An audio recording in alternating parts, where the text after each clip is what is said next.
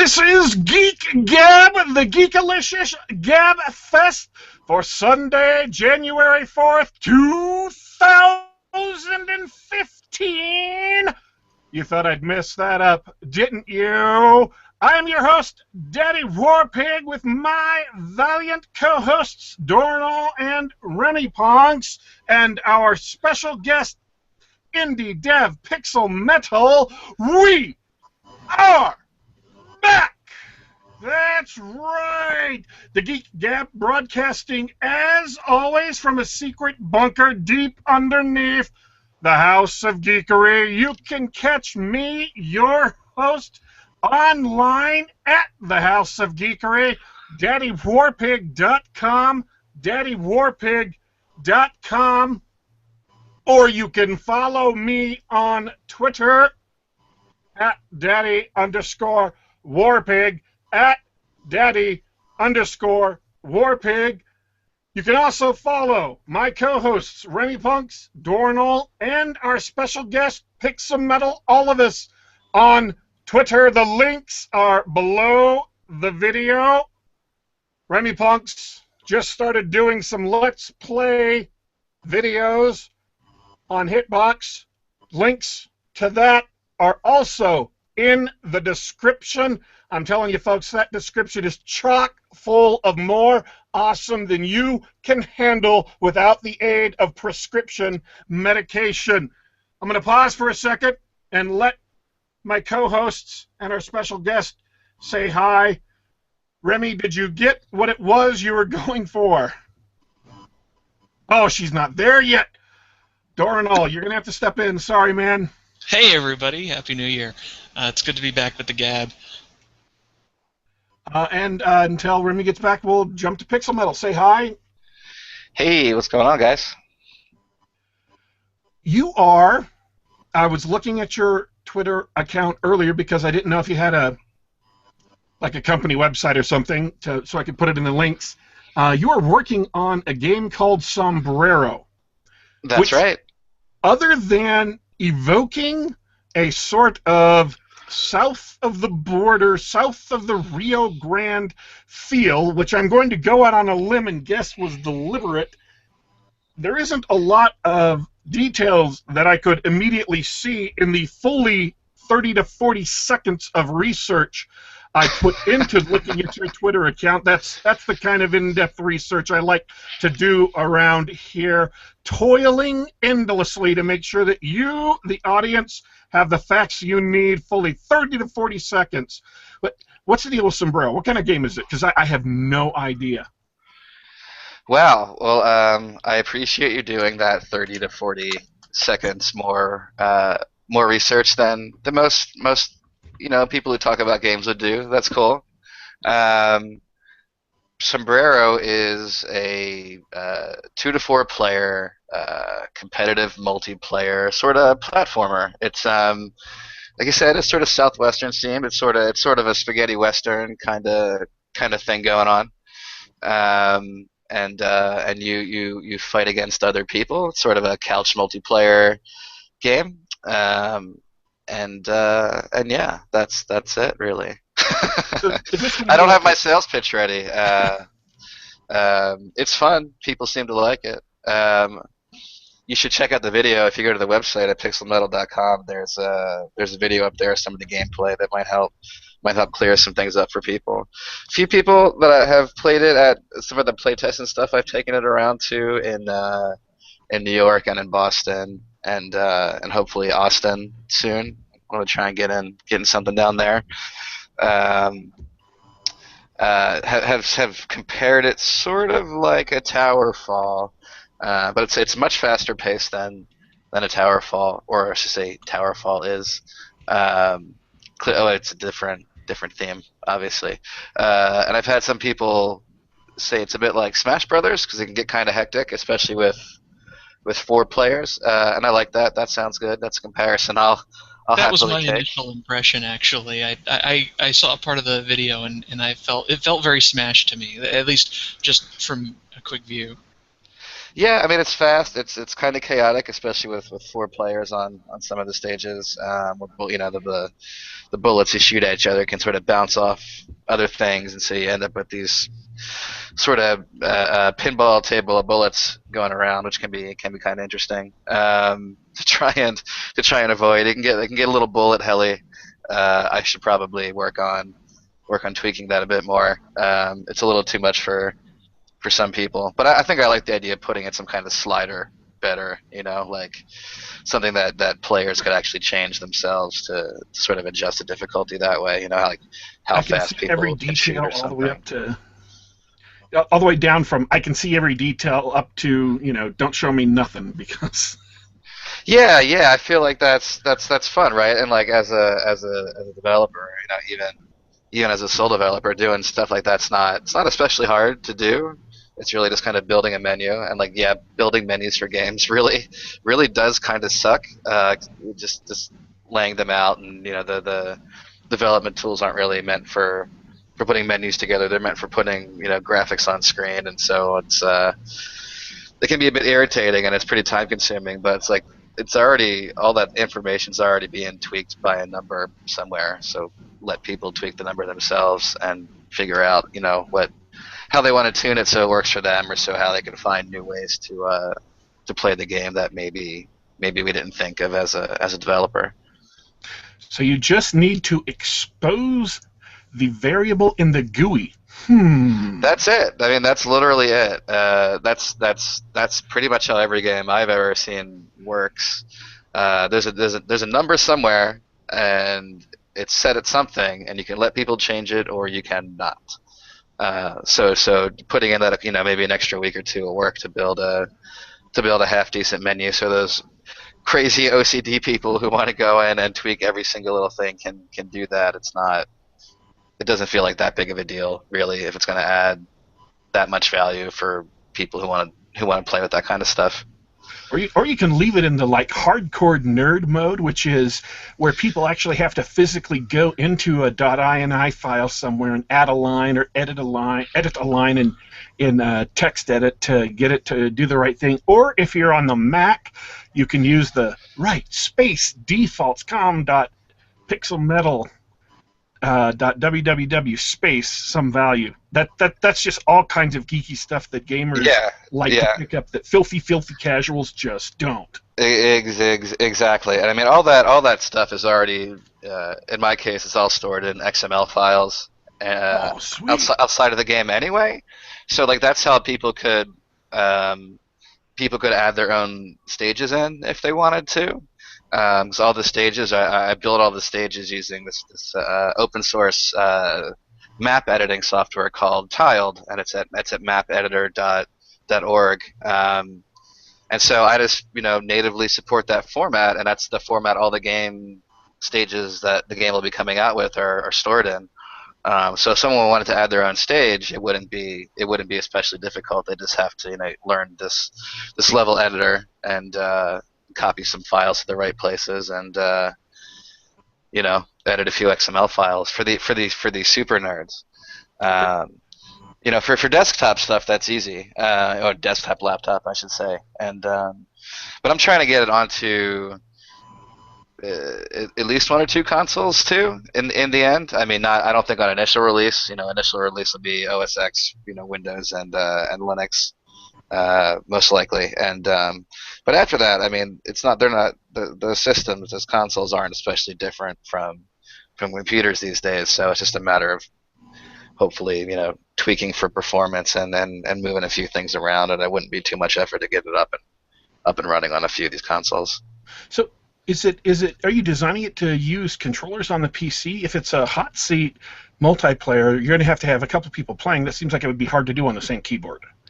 Yeah. I think in the end, there will be the ability for one person to play on the keyboard. Because I've had that request a few times from some of the people I've sent it out to for testing. But then if you want more than one player, you would have to have some gamepads. I think even 2 people on a single keyboard seems a little a little tough. Especially since you can aim in any direction with the right analog stick on a gamepad. Yeah. That would be hard to emulate on a keyboard and a mouse with more than one person. Anyway, I think that depends on how much of a '90s shareware feel you want for the game. How many people you can Yeah, I guess I could try and pull like a One Must Fall to directly reference some of that '90s shareware Wow. we're talking about, I remember that one. and try to fit 2 players on a single keyboard, which I think they did in that, and Yeah, they did. I mean, it worked. I don't know how well it worked, but it worked. It works. Yes, technically it worked. Yeah. That what we did most of the time. Because that actually came out when I was interning at a video game company in New Jersey, long time ago, and we had a bunch of game pads already in the office because we were actually in the middle of making a fighting game, oddly enough, and so we were playing that with those fancy advanced Gravis game pads. Remember Gravis, Gravis Ultrasound and all that stuff. So I got to play it more that way, but at home, I was not quite as fancy, and I had to play 2-player on a keyboard, and that was a big downgrade from playing on a gamepad for a fighting game. It's actually pretty brain warping to try to do the fireball quarter circle forward on the keyboard. That's something. Oh yeah. Your timing needs to be perfect. It's like hold down S for a little bit, and then hold down S and D, and then hold down just D. It's like no, this isn't gonna work. It's like 5 keystrokes just to get a quarter turn. It's nuts. Yeah, you just got to learn to roll your fingers. It teaches you very important keyboard rolling skills. That's true. That's a good point. I don't know in what other situations other than video games that would be useful, but it could be. It could be. It's possible, I guess. It'd be a strange way to type. It just look like you're just sort of running your hands across your keyboard randomly. I'm looking at our chat, and all the questions that were being asked are basically just random questions, other than the one they asked that was on topic, which was how many developers do you have? But you already answered that. There's just you. Yeah. On currently, I should add that little caveat in there. It's just me working on Sombrero, doing all the development and all the artwork. And some of the sound effects. Some of them are library sound effects too, because going for that sort of old Hanna-Barbera-ish cartoony look, it made sense just to get those same sound effects basically to use for things to really sort of drive the point home. And they that library is actually available for a pretty reasonable price these days. That Hanna-Barbera library. And I do have a musician who's doing all of the totally completely awesome orchestral music for it, who's really nailing home that Once Upon a Time in the West, Good and the Bad, the Ugly kind of vibe. So how long has the game been in development? It's been about a year, maybe a little bit more than a year. I'm trying to remember. I think I started on it in November of 2013, and then I started showing it in January of this year. Or not this year anymore, geez. In January of 2014, just to get some kind of response, and it's probably the first time I had to be in front of a crowd like that, showing off a game for the first time in any setting, really. And then I've been working on it this past year. So I was hoping to have it ready January, February. I think we're probably looking closer to March or April at this point. I want to add in a few, getting feedback from people. I want to add in a few more features, like that GUI menu we were talking about, to tweak some of those variables. And I'm trying to get in NetPlay before the initial release, but I'm not sure that's gonna happen.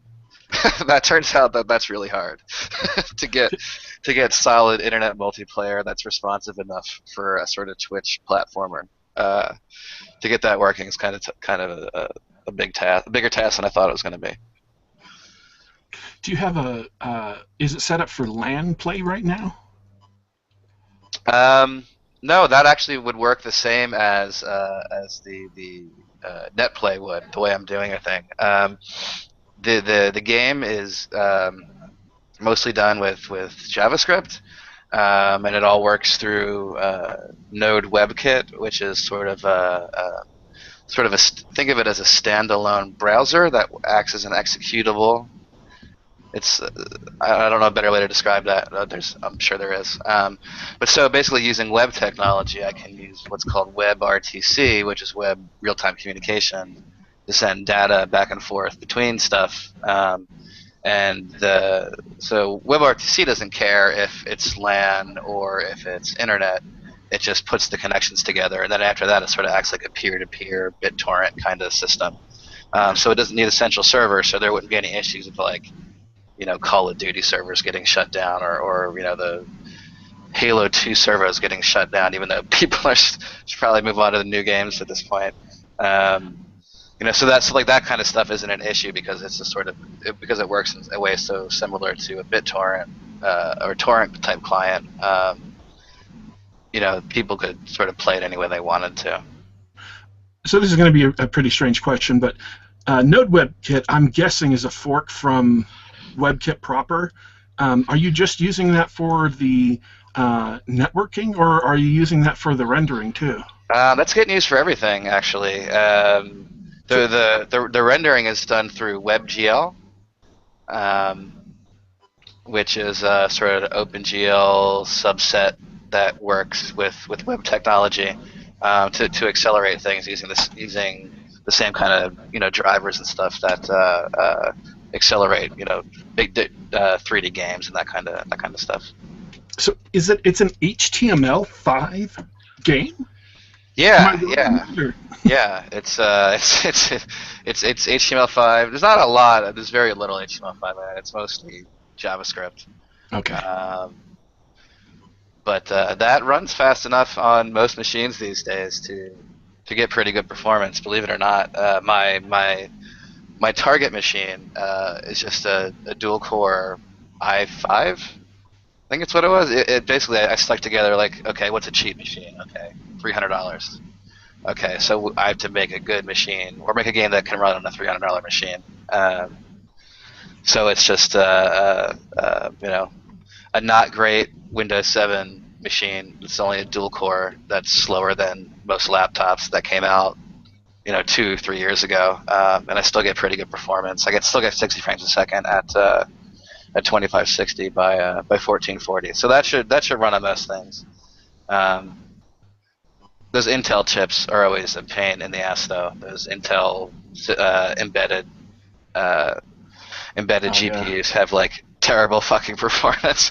It's it runs on that at 1280 by 720. It runs at 60 frames a second, but at 1920 by 1080, it gets a little. It slows down a bit, which I'm trying to solve.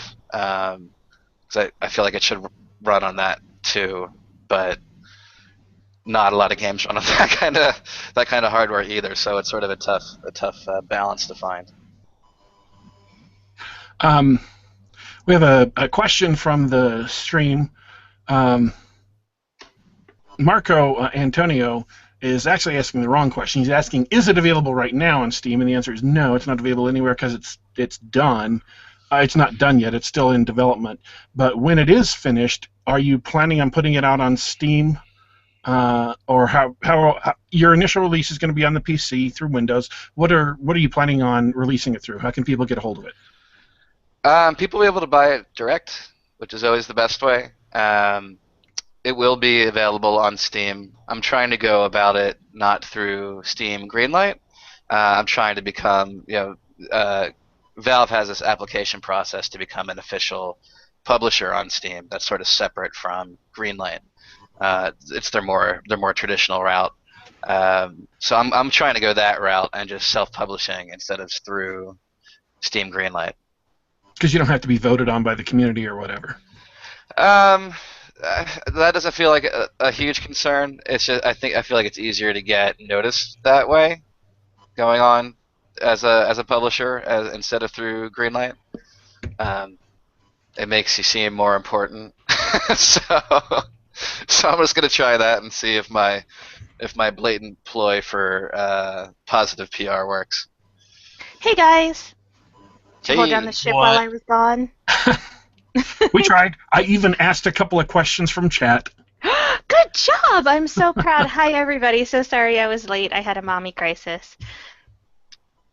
So we're talking about Greenlight versus being a direct publisher. And I think that that's a really interesting topic, honestly, because I didn't really understand why one was more preferred than the other, or which one was seen to be as the more, I guess, professional route to go when trying to present a game. In terms of professional, I don't know if there's a huge difference. I mean, there is a difference, but publicly, I don't know that there's really a huge difference in terms of the kind of attention that one game gets over the other. It's sort of all part of the same process. The benefit of being a publisher on there instead of going through Steam Greenlight is that it also opens up the opportunity to publish other developers' games, which isn't something you can do in the same way through Steam Greenlight. So if another developer came up and was having trouble getting through Greenlight, and I saw the game and said, "Hey, that looks cool. I can put that on Steam for you," that would be an option, going the more traditional route than through Greenlight. I like that. I like that a lot.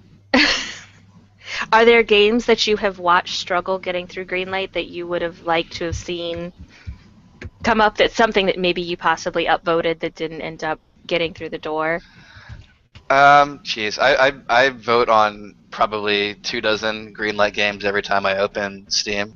So I can't really remember.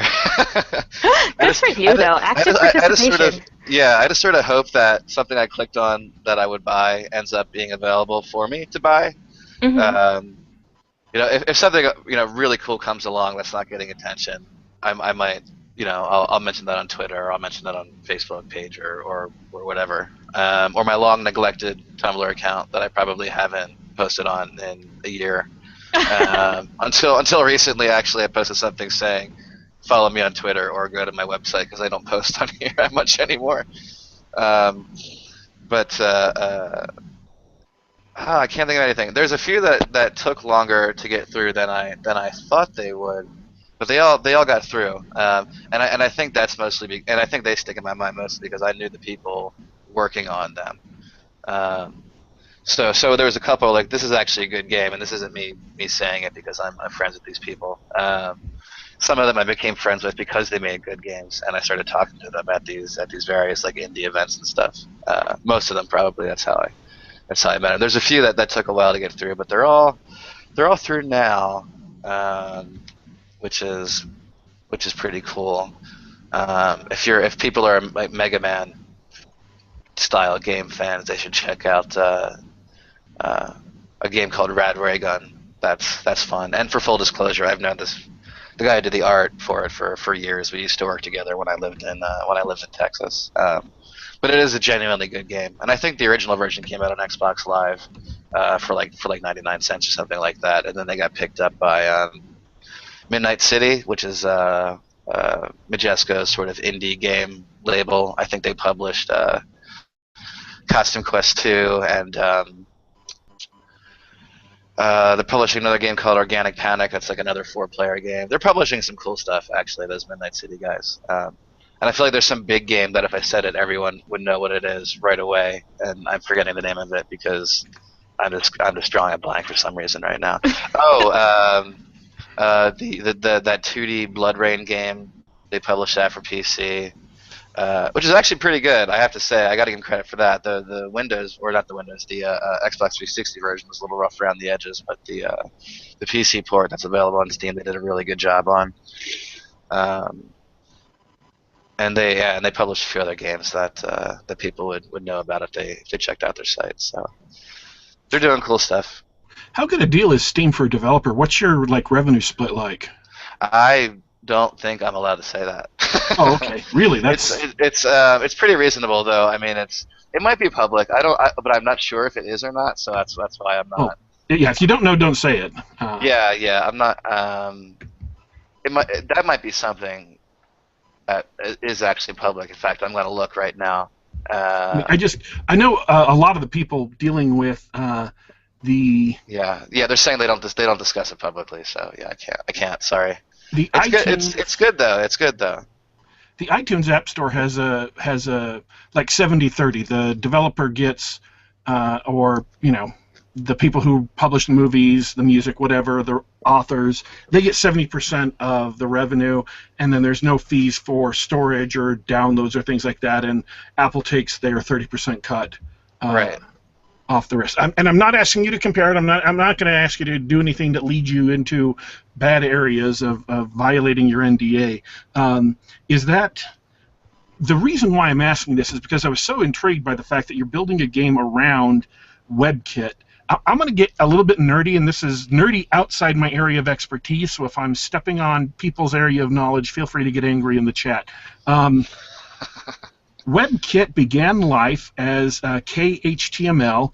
It was a web browser for the KDE environment that ran on top of Linux. And Apple took it, did some stuff with it because they were looking to make their own web browser. Internet Explorer was going to be stopped development on iOS. They'd never made a version for iOS, and they were going to stop supporting it at all. So they needed to make their own web browser, and they needed to make it quick. They took a look at a bunch of different options, including licensing, Gecko, and all these other ones.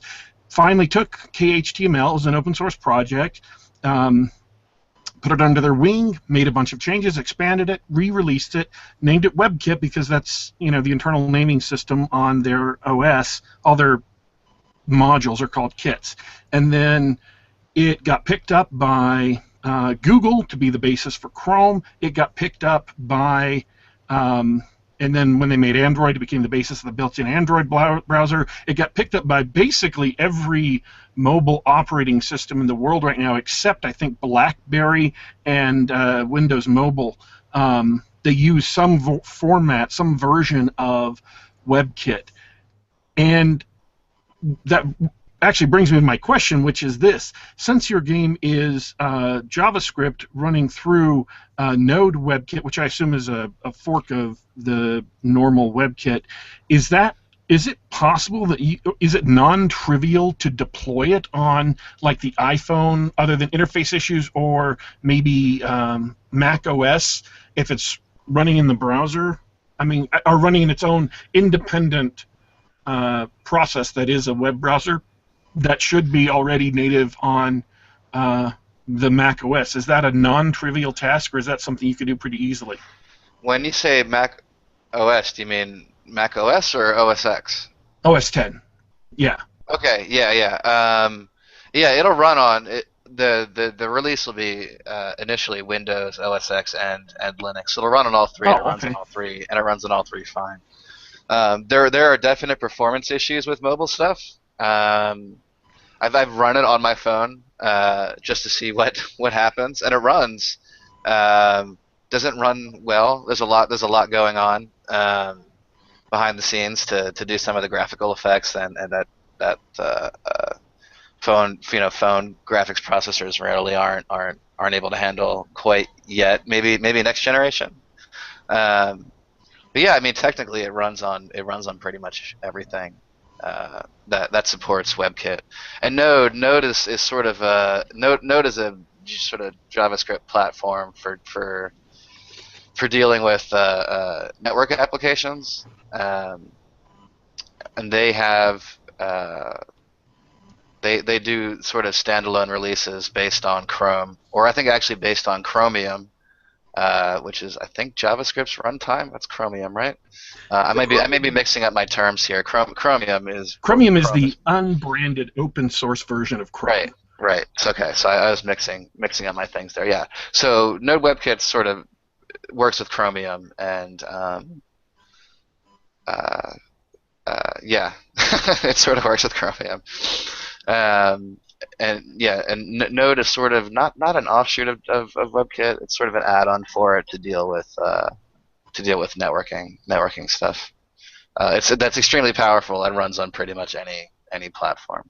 So it's a JavaScript library to add networking to JavaScript programs running in JavaScript. Well, it's a JavaScript runtime Okay. environment So it sort of runs the JavaScript itself. It's just that it's called Node.js because it's written in JS, in JavaScript, I guess. I would suggest reading up on it. It's pretty cool. There's a lot of interesting stuff going on there. It's going to make doing cross-platform application stuff really easy in the future.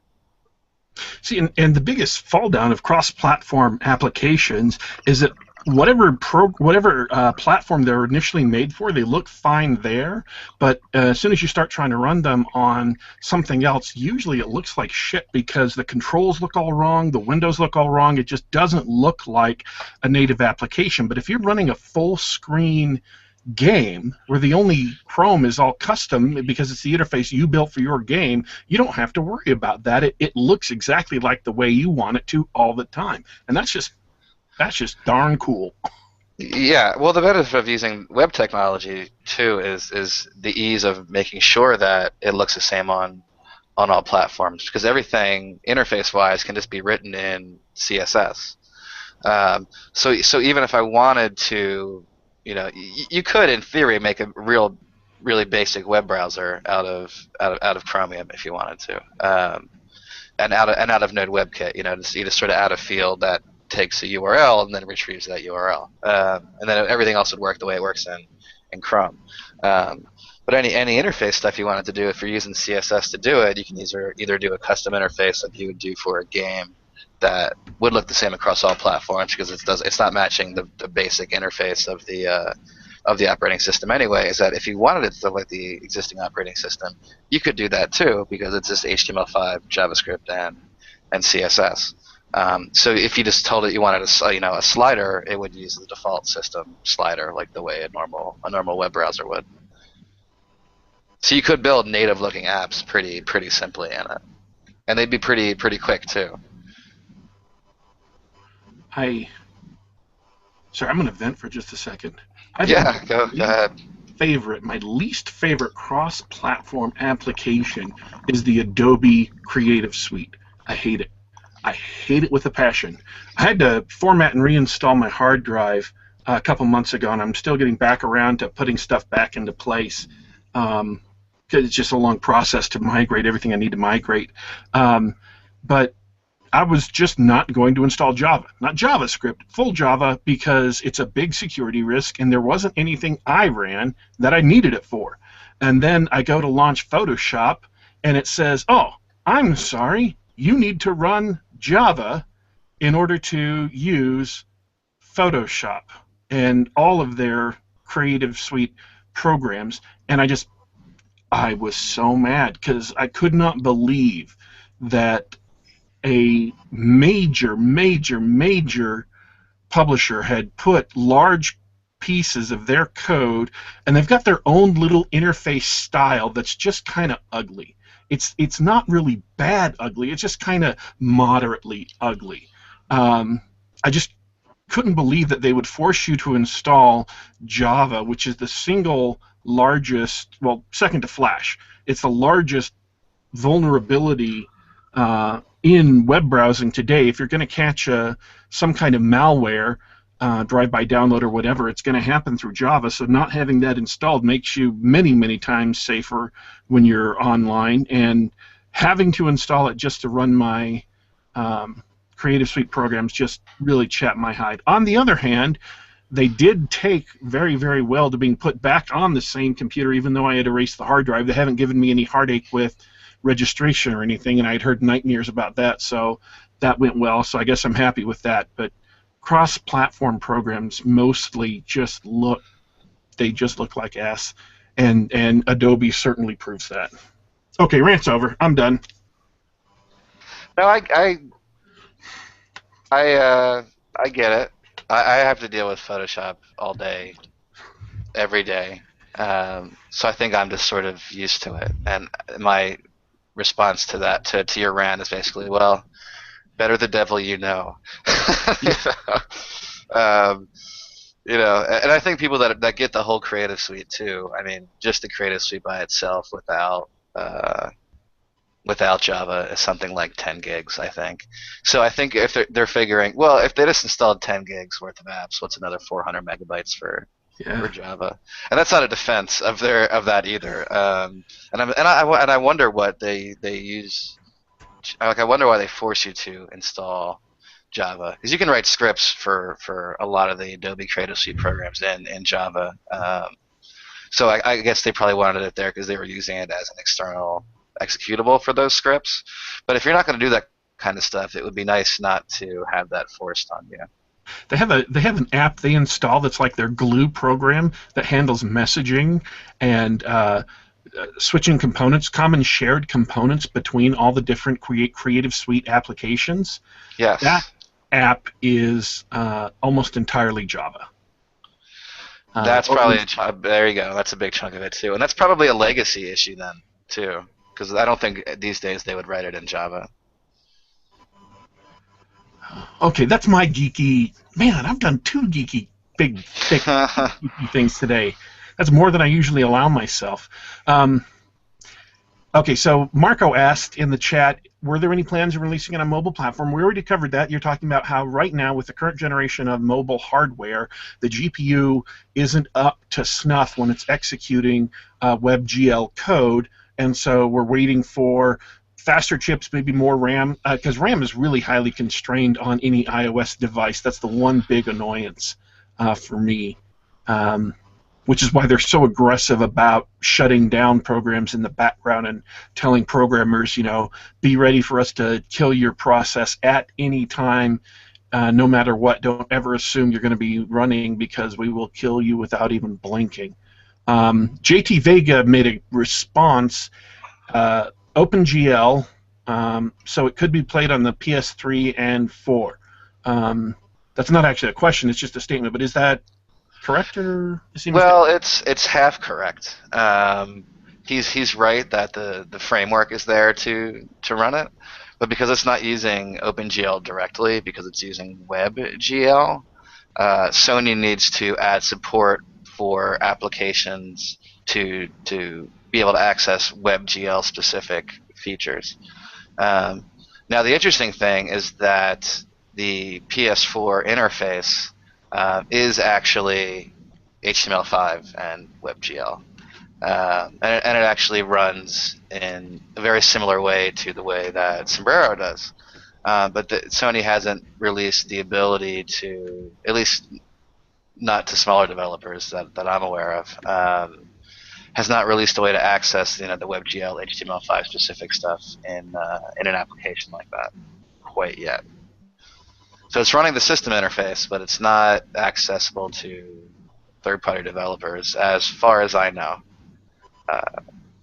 Been looked into. I've emailed Sony about it. I've bugged people I know that know people at Sony about it, but they haven't really had any kind of public response on that as of yet. But yeah, they do support OpenGL, and technically there's no reason it shouldn't be able to run on an Xbox One either. The processing power is there, the technology is there. You can already run HTML5 based games in the browser on the Xbox One and PS4. But to get the kind of performance I'm trying to get, you need to use some of the OpenGL stuff. So as soon as that's available, I'll get it on any console I can get it on. Because it shouldn't be a big port, because this technology already runs on all of these machines. Okay, I'm going to step back. Let's see if Dorrinal or Remy, if either of you guys have any questions. No? I am here. I was going to let him go first. I was trying to be polite because I know I don't really talk a whole ton. Go ahead. Okay. I guess I have no idea what got covered at the beginning, so forgive me if I kind of go back over already covered material. But talking about the creative process and the actual creation of a game and the different platforms you want to make it available on and everything else, do you decide this is the game that I want to make and then think of the platform secondary, or is it sort of at the same time as part of the creation process? Are you constantly thinking, well, this will fit on this platform and this will fit on the other one better, or do you kind of get a more solid idea of what your game is going to be first and then decide what it'll fit? That's a good question. It's a little bit of back and forth, I think. Like with Sombrero, actually started out as a completely different game that was a top-down sort of commando kind of game. Remember Commando or Gunsmoke or Akari Warriors, those sort of old school overhead arcade games. Sort of shoot 'em up, but on the ground. And that was I was gonna do. Okay, well I can make this run on my computer. I can make this run run as a mobile app, pretty easily. They call those dual stick shooters. Yeah, I'm a big fan of dual stick shooters. So there's going to be a lot of that kind of control in a lot of the games I work on. Even Sombrero kind of controls that way because you use the analog sticks to move around and shoot in a direction, even though it's a side view platformer. But yeah, so that I kind of started off, with the idea that okay, I wanted to run on a lot of things, and so I did that, and I got that working. Touchscreen controls are a pain in the butt to implement well, as what I learned from that experience for a faster paced game. And so that was a sort of like an offshoot idea of something I was messing around with, and then when I decided that hey, maybe this isn't really what I want to do. It's sort of I wanted to try something multiplayer. I've never made a multiplayer game before, so I thought that'd be kind of interesting, and so for that I decided just to make my life easier because I was doing so much of it myself, like 90% of it myself, that I would just pick the easiest platforms to get it out on initially, which would be desktop computers and laptops. Pretty much everyone has one. In terms of the indie scene, it's pretty thriving these days. Especially on Steam. There's a lot of stuff that gets buried on there, but if you sort of just put a little bit of effort into letting people know about it, it's not that hard to at least break even. At least it doesn't seem to be to me. So that's why it's initially coming out for Mac PC, Linux, because those are the three easy ways to get on Steam on multiple platforms. The console stuff I kind of want to do because that's probably where there's I shouldn't say a bigger market for it, but it's a bigger market where less people in that market are likely to want to buy it. But it makes sense, right? I mean, the people who want to play it on their couch, they're not playing their PC on their couch. They're playing their Xbox on the couch. And this, Sombrero has the look of like a very couch co-op game.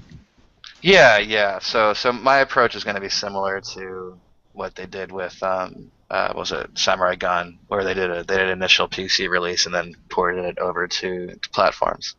Because a PC release is a good way to work all the bugs out, more than anything, to be honest. I send it to people to test, and they have hundreds of different kinds of gamepads that I can't afford to go buy one of every single gamepad out there to test it. So that gets feedback from that, and so I think doing a PC release, you end up with a more polished game, and then when you port it over to a platform, it's a polished game for that platform too, because you spent the time polishing it on this whole range of hardware and different control schemes, and then when you go to a console, it's like, well, this only has to work with one thing.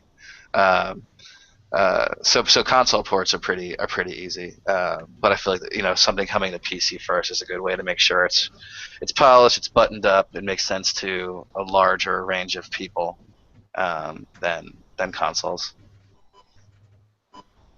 So okay, Halo started life as basically a myth.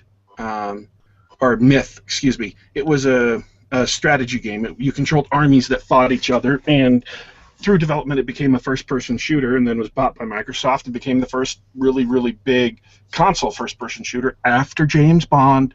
But So your game went through not a similar path, but a similar process of starting out as one thing and then changing gradually to something else. What is it that, why is it that that whole, whatever pressures were on you to make the game better and better pushed you in that direction? What is it that actually happened to make you want to react and make it into this kind of game versus what you started with? Well, what I started with was sort of a straight up, 16-bit pixel art overhead sort of action game. You know, clearly styled after those kind of arcade games I mentioned earlier, the Ikari Warriors, the Gunsmokes, that kind of stuff. And after I got the first stage done, art-wise and gameplay-wise, I just sort of looked at it and was like, there's just nothing special about this. This is everyone's played this game before. At least everyone my age has played this game before, and we've played it 1,000 times because we remember arcades. So that's what happened there. And when I say that became Sombrero, it wasn't even a gradual change. It was I hit a point where I was like, okay, here's my vertical slice of gameplay. It's polished, it's fun, it looks decent, but I'm bored by it. There's nothing new here that's challenging or would be interesting to any people. Post-apocalyptic sci-fi overhead shooter. There's been a million of those. I didn't want to make it 1,000,001. So I decided to shift it over to something completely different. And this is actually, Sombrero is an idea that I had years before I was doing that. I was sitting at my desk at work and like doodling these little Western characters on Post-it notes to kill some time, and I still had those Post-it notes and sort of digging through them, and it's like, aha, this is what I'm going to make. I'm going to make this weird cartoony spaghetti Western themed competitive multiplayer platformer. That's what I'm going to do. It just sort of all sprang into my head. Running across those Post-it notes, because that's what they had initially been for. I had been thinking about that idea, but had like forgotten about it, and then the Tower Falls came out, and then the Samurai Gun came out. Now there's a whole bunch of 4-player games coming out, most of which actually look really good, and I'm really impressed by. There's a local guy, I can't remember his name, but the game he's making is called Skyhook. That's a lot of fun. The whole game is basically based around the mechanic of the 2D. Bionic Commando kind of arm swing fun, and people should check it out. And I don't know them at all, so there's definitely no bias in my saying that. But yeah, I just wanted to do something different and something that looked different too. There's so many pixel art games out there now. Partially because it's easy, and partially because it's easy to create with software that doesn't perform very well. So if it's just running at a really low resolution, that makes it run great on everything. It's like, no, I don't want to do that. So let's try to do some like high-res art that looks more like a cartoon. Each stage has its own title card styled after, sort of Warner Brothers old cartoons. They had the title cards before the cartoon started, or and the look is a little bit of that, a little bit of Samurai Jack with the sort of bright flat colors and a little bit of texture laid in. So I don't see a lot of stuff that looks like that. So I thought, well, that would be something that's fun to do. It's a kind of game people are now more familiar with, and like Smash Brothers is super popular these days, so people are used to this sort of couch multiplayer kind of idea now. So let's try something, along those lines that can be a little bit different, and that's what I ended up doing. And so it's the code base. It's basically the exact same code base with that other game. It's loading in these tiles, and using the gamepad makes you run around and shoot things. And I just made it a 2D view instead of an overhead view. Can I say, I love the part where what did you say, run around and shoot things? Big fan of that. Yeah, that's always the most fun to get working too, because you shoot things and then that thing explodes and it's and then you make the rest of the game and you try to make there a good reason to be making things explode. Picking a Western thing is an easy thing to pick the motivations for, right? Every spaghetti Western for more or less, is either about revenge or money. So those are easy topics that work in games too. So it was it all ended up coming together pretty quickly. The initial stuff, and since I've been working on it, it's mostly been polishing, and tweaking controls, tweaking art. It started off the first time I showed it, there was 4 characters in one stage, and now there's 2.5 stages. Third one's almost done. But when I say almost done, I mean like laid out, tested.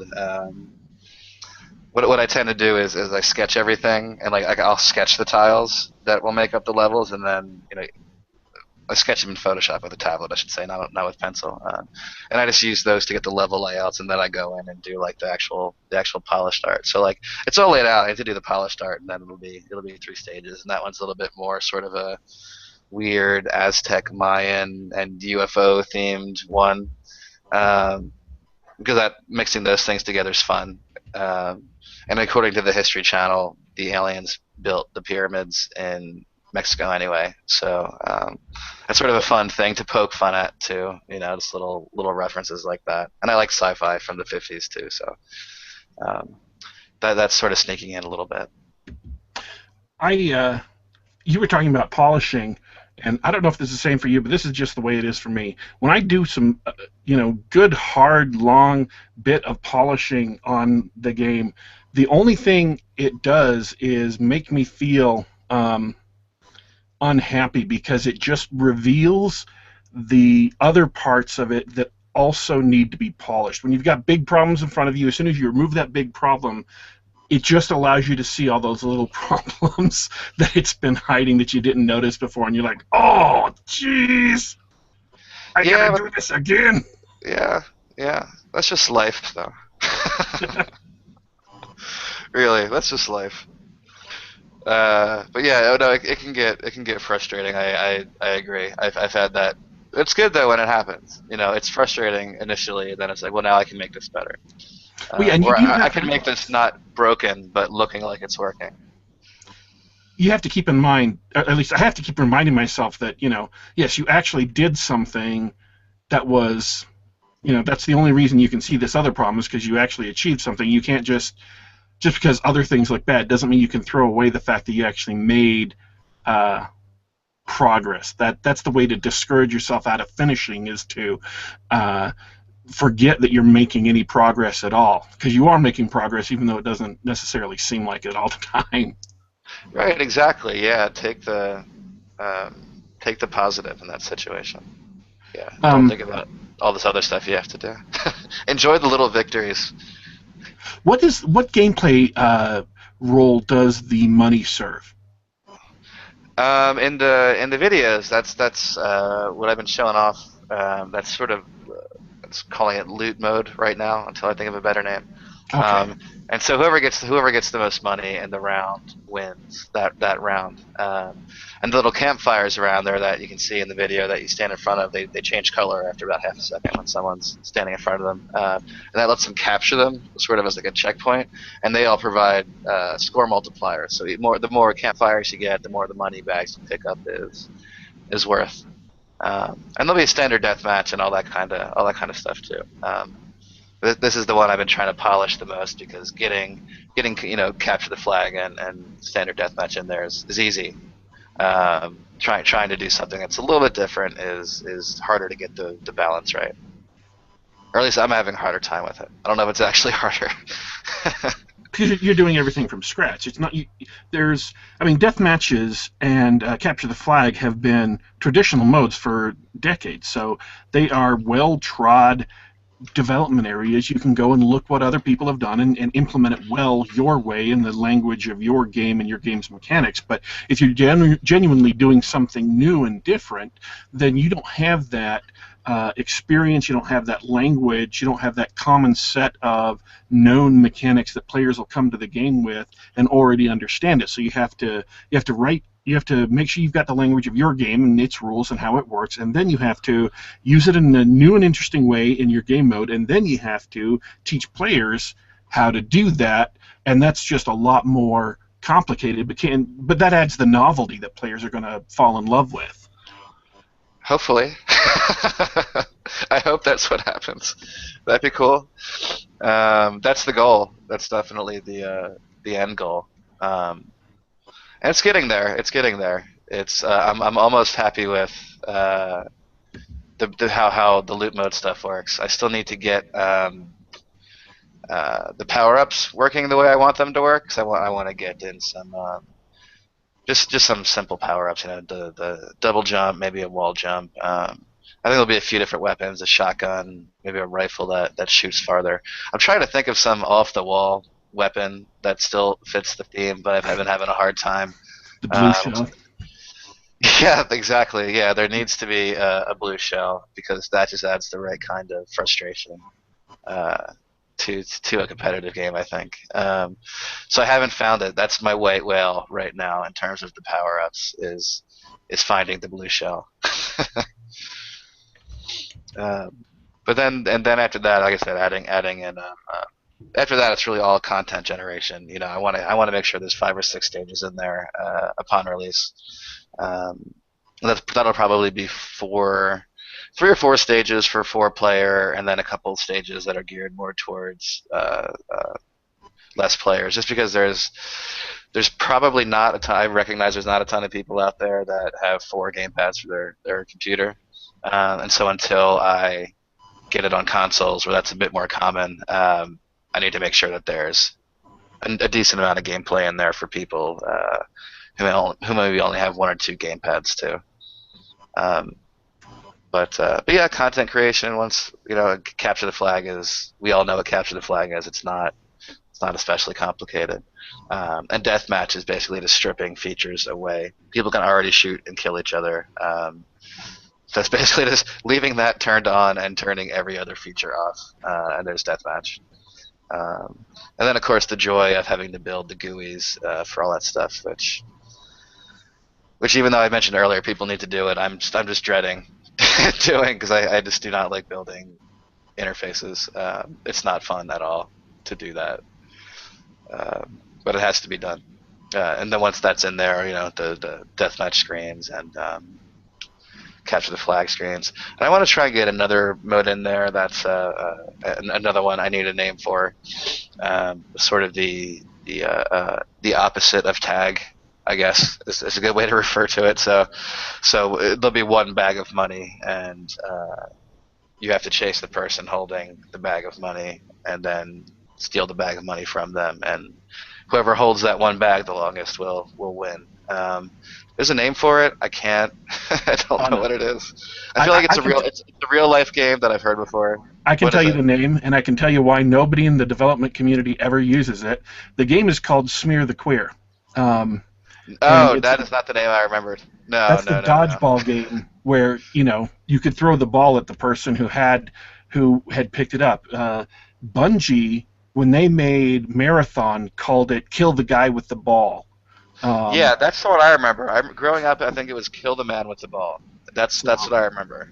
So maybe that was something that changed by region. That's mine too. Yeah.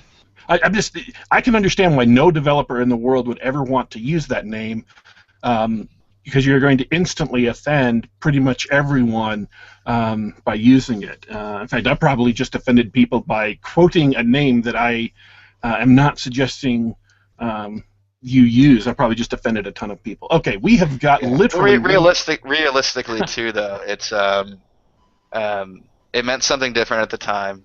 Everyone understands it's not okay to say now. And that's why nobody says it.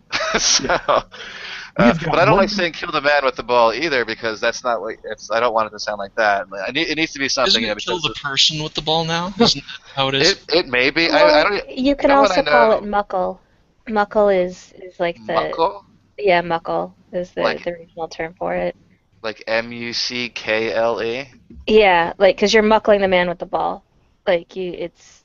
It's the same thing. But yeah, and they mean queer as odd, not as in gay. But yeah, it's a British game. Oh wow! I looked it up, and that's actually a thing. I'm like, she's making this up. Actually, that's strange. That's not a real word. But of Totally course it is. It's British, and they have funny names for things.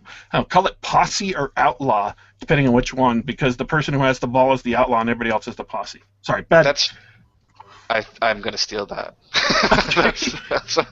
That's good. I'll give you credit in the game. That's good. That's the right kind of simple and very explanatory as to what you do. So it's perfect. Well, cool. All right. Yeah. Last minute before we have to go. Okay. Any closing things you want to say? Me? Yeah. Sure. It was fun talking to you guys, and I hope people enjoyed listening. And they're welcome to go to pixelmetal.com to check out Sombrero. Follow me on Twitter at pixelmetal. Dorrinal, anything to say before we go? Hey, thanks for listening. It was fun. Good talking to you. Looking forward to that game. Thank you. Yeah, and it was fun talking to you guys too. And our silent partner, Remy. Yes. Yeah, sorry I couldn't talk too much, guys. My landlord, most people who follow me on Twitter understand when I say my landlord, but my landlord is causing chaos, and you guys don't have to hear that stuff, so I've been muted for most of it. I thank you so much for coming on, though, Nick. Like, I'm super excited about your game, and this is super cool for me. Well, thank you. All right. It was fun. I enjoyed doing this. And Very I like much, that. I want to give something away, though, because I thought it was really funny when we first started, and we weren't quite on the air yet.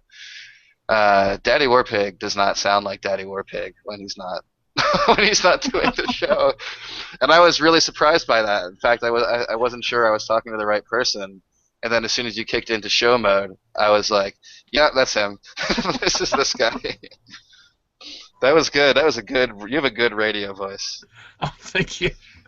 All right. Thanks, everybody, for tuning in and listening. Thanks, everybody, for coming on the show. We very much appreciate Pixel Metal taking an hour out of his busy day to come and talk to us here at Geek Gab. This has been Geek Gab, the Geek-tastic Gab Fest, every Sunday, 7 p.m. Eastern Standard Time. 1 hour of all play, no work, nothing serious. Give you a chance to rest from the week behind and get ready for the week to come. Anything geeky goes. We will be lining up, no doubt, awesome special guests for next week. So awesome that I can't tell you right now who it is going to be. That's my story, and I am sticking to it. Thank you for tuning in. You can catch me, your host, at the House of Geekery, daddywarpig.com, daddywarpig.com. You can also catch RemipunX on her Let's Play hitbox.tv/RemipunX. And, of course, all of us are on Twitter. The links are in the description. Thank you for tuning in. We will see you again in 1 week's time. Me, your host, and my co-hosts are signing off. We will be back.